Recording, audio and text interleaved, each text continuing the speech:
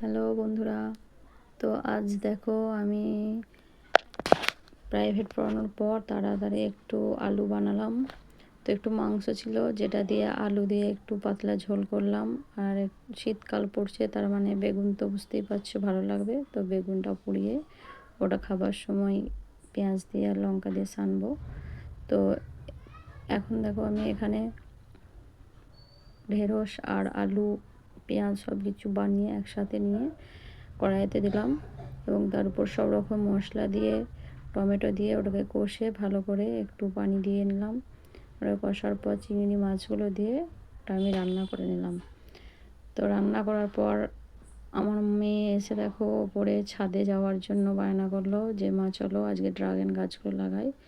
তো আমরা ছাদে গিয়ে দেখো ড্রাগন গাছ লাগাতে এলাম। এভাবে দেখেছি ইউটিউবে যে এভাবে লাগালে গাছ হয়, তাই আমিও এগুলো দেখে একটু চেষ্টা করলাম যদি গাছগুলো হয় আর কি। তো এভাবে আমরা মা মেয়েতে গাছগুলো লাগালাম। তোমরা দোয়া করো যাতে এই গাছগুলো আমাদের যেন হয়। ড্রাগন ফল আমার মেয়ে খুব পছন্দ করে। তো হলে